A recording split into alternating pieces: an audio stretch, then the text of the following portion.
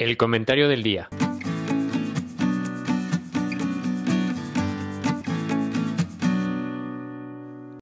Juan Araque Contreras presenta División de Poderes en México. Todo hombre investido de autoridad abusa de ella, y para que no pueda abusarse del poder, es preciso que por disposición misma de las cosas, el poder detenga al poder. Barón de Montesquieu, del Espíritu de las Leyes. Para entrar en materia, solo mencionaré que nuestro país es de aquellos que se encuentran entre los que existe por determinación de la Constitución política una división de poderes para que exista un equilibrio en el ejercicio del poder y en el que solo la ley manda, o lo que es lo mismo, que exista un Estado de Derecho. Este mandato deriva del ejercicio de tres poderes: el legislativo, que recibe y o analiza y aprueba, en su caso, las propuestas o iniciativas que son puestas a su consideración, artículos 49, 50 y 73 de la Carta Magna. El Ejecutivo, que es el que dirige y ejerce el poder en el gobierno, artículos 80 y 89 del mismo ordenamiento. Y el Poder Judicial, que es el que corresponde administrar e impartir justicia, artículos 103 y 104 de la propia Constitución. Estos tres poderes, también denominados públicos, tienen perfectamente determinadas sus facultades en los citados artículos, según se desprende de la mencionada división de poderes. Aunque cabe mencionar que, en este último poder, vendrán a constituir el contrapeso de los excesos del poder a través del juicio de amparo, y así ninguno de los otros dos podrá intervenir en la esfera de aquellos protegiendo, entre otros, los derechos humanos y sus garantías. Luego entonces, la justificación de la cita mencionada en el proemio del presente viene al caso porque al parecer estos no son conocidos o son ignorados por quien ejerce el poder ejecutivo en este país, porque dadas las condiciones actuales, esto es así porque el que gobierna, entiéndase, el que manda, es el poder ejecutivo. En primer lugar, porque tiene mayoría en el poder legislativo, o sea, el Congreso de la Unión. En segundo caso, que es la administración pública, pues con mayor razón manda. Y en el último caso, que es en donde señalábamos que pudiera existir un contrapeso u oposición, antes no mandaba, pero ahora sí, porque en la integración de la Suprema Corte se han designado ministros sugeridos o impuestos por el Poder Ejecutivo, quedando con esto expuesto a un exceso de poder. ¿Cómo la ven? Lo anterior, además de los tres flancos de los que hablaba en mi comentario anterior, que son el Ejército, la Fuerza Aérea y la Marina, que ya pronto se lograrán por la iniciativa que presentará Morena ante la Cámara correspondiente. O sea, tendrá carro completo, y ni por dónde encontrar una coyuntura que dé lugar a una oposición.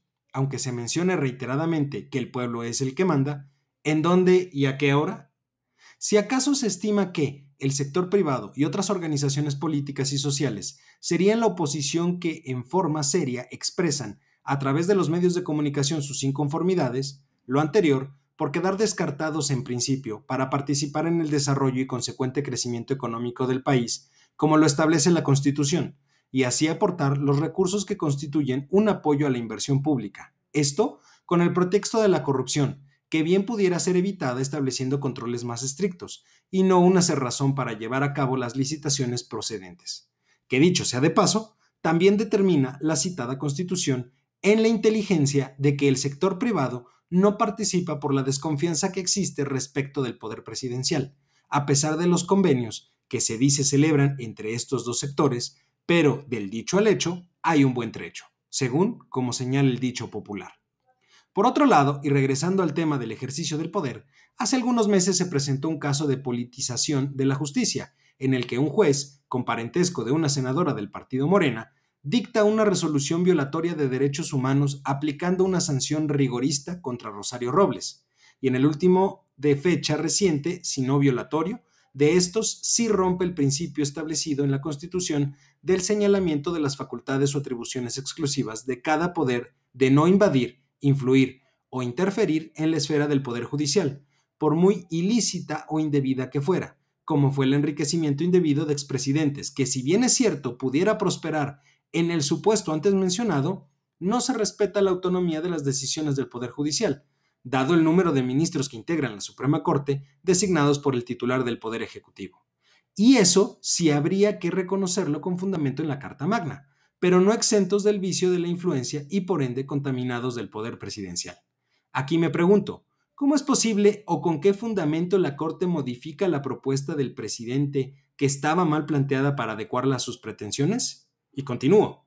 ¿Es así como queda demostrado el deber de esta función fundamental o fue por adhesión o lealtad a quien los nombró en un afán de congraciarse con éste?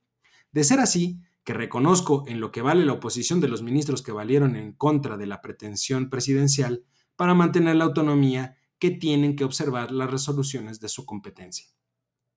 Deseo dejar claro que no estoy en contra del supuesto enjuiciamiento del Congreso apoyará sin mayores contrapisa. Así es el populismo que busca la polarización sin importar a qué costa y aún con la calumnia, cuando hace falta que no solo en este caso está cometiendo desaciertos por falta de conocimiento, entre otros, materia económica, como lo dijo Mario Molina, ganador del Premio Nobel recientemente fallecido. Milenio, página 2, sábado 10 de octubre de 2020. Que algo ha de saber. Los jefes populistas no tienen bases del conocimiento, desconocen cómo funciona la economía. ¿Cuál es la mejor forma de gobernar un país? Están cometiendo errores que van a afectar a la sociedad. Y yo agregaría en muchas otras cosas, siendo el caso de la Suprema Corte uno de ellos. Entonces, ¿cómo podemos esperar a futuro con este tipo de resoluciones? Como también sucedió con la pandemia, cuando pudiendo adelantar medidas de prevención, no creyeron lo que significaría en términos de pérdidas de vidas, y ahora se atenta contra la autonomía de los poderes públicos y su credibilidad ante la comunidad. Porque como alguien dijo, y dijo bien, el poder corrompe. Y eso no necesariamente cuando se trata de una disposición indebida o ilegal de fondos públicos, sino también a las disposiciones que por ministerio de ley no deben de ser objeto de manipulaciones, que ostenta y aplica el poder, y lo ejerce con exceso como un afán político electoral, y de mantener los reflectores y la atención de la gente, el pueblo. Saludos y hasta mi próximo comentario del día, Dios mediante. Juan Araque Contreras presentó División de Poderes en México. Recuerda seguirnos en todas nuestras redes y plataformas que encontrarás en el sitio flow.page/comentario del día. Cada semana nuevas columnas de opinión y programas de análisis completamente en vivo.